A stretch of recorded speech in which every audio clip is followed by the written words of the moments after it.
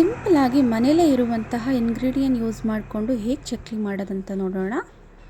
First 1 cup ನಾನು ಕಡಲೆ ತೊಗೊಂಡಿದ್ದೀನಿ, ಹುರಿಗಡಲೆ.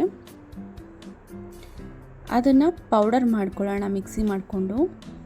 ನೋಡಿ ಹೀಗೆ ಪೌಡರ್ ಆಗಿದೆ, ಜರಡಿ ಮಾಡ್ಕೊಳ್ಳಿ.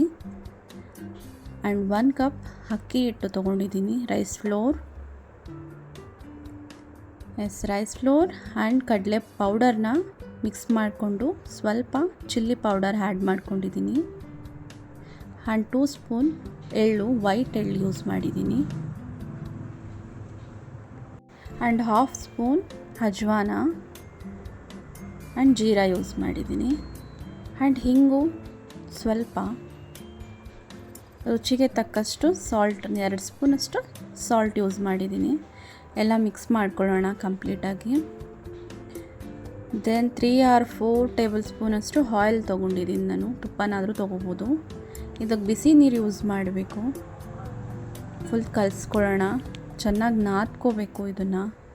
ನೋಡಿ ಕಂಪ್ಲೀಟಾಗಿ ನಾದ್ಕೊಂಡಿದ್ದೀನಿ. ಇದನ್ನು ಒಂದು 20 ಮಿನಿಟ್ಸ್ವರೆಗೂ ಹಾಗೆ ಬಿಡೋಣ. ನೆಕ್ಸ್ಟು ಚಕ್ಲಿ ಮಾಡೋದನ್ನು ತೊಗೊಂಡಿದ್ದೀನಿ. ನೋಡಿ ಈ ಸೈಜಲ್ಲಿ ಸಾಕು. ಹಾಗೆ ಉಂಡೆ ಮಾಡಿಕೊಂಡು ಚಕ್ಲಿ ಮಾಡ್ಕೊಳ್ಳೋಣ. ಈಗ ಇದು ಸ್ವಲ್ಪನೂ ಕಟ್ಟಾಗಲ್ಲ, ಅಷ್ಟು ಕ್ರಿಸ್ಪಿಯಾಗಿ ಬರುತ್ತೆ. ಚೆನ್ನಾಗಿ ನಾದ್ಕೋಬೇಕು ಮಾತ್ರ, ಇಲ್ಲ ಕಟ್ಟಾಗುತ್ತೆ ನಾದಿಲ್ಲ ಅಂದರೆ. ನೋಡಿ ಈ ಥರ ಚಕ್ಲಿ ಹಾಕ್ಕೊಂಡಿದ್ದೀನಿ.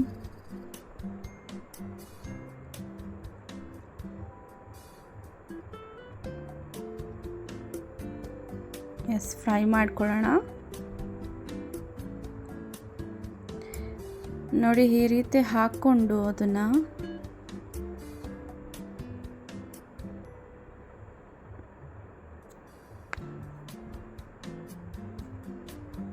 ಆಗ್ತಾ ಐತೆ. Thank you so much. ಇದನ್ನು ನಾನು ಈ ಸ್ಪೂನ್ ಯೂಸ್ ಮಾಡಿದ್ದೀನಿ. ಇದರಲ್ಲಿ ನಾವು ಈಸಿಯಾಗಿ ಕಟ್ಟಾಗ್ದೇ ಈಸಿಯಾಗಿ ಎತ್ತಿ ಹಾಕೋಬೋದು ಅನ್ನೋಕ್ಕೋಸ್ಕರ ನೋಡಿ ನೀವು ಇದನ್ನೇ ಯೂಸ್ ಮಾಡಿ. ತುಂಬ ಚೆನ್ನಾಗಿದೆ ಅಂತ ಹೇಳಿದ್ರು.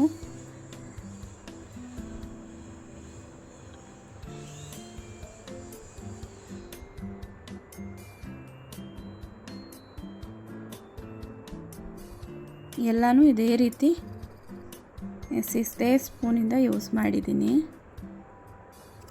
ಅದಕ್ಕೋಸ್ಕರ ನಂದು ಯಾವುದೇ ರೀತಿ ಬ್ರೇಕ್ ಆಗಿಲ್ಲ ಇದು.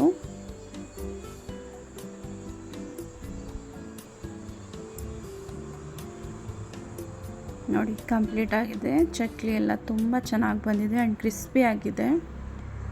ಎಷ್ಟು ದಿನ ಬೇಕಾದರೂ ಇಟ್ಕೊಂಡು ಹಾಗೆಯೇ ತಿನ್ಬೋದು. ಒಂದು ಬಾಕ್ಸಲ್ಲಿ ಪ್ರಿಸರ್ವ್ ಮಾಡಿ ಇಟ್ಕೋಬೇಕು, ಇಲ್ಲ ಮೆತ್ತಗಾಗುತ್ತೆ ಓಪನಲ್ಲಿಟ್ಟರೆ. Thank you so much.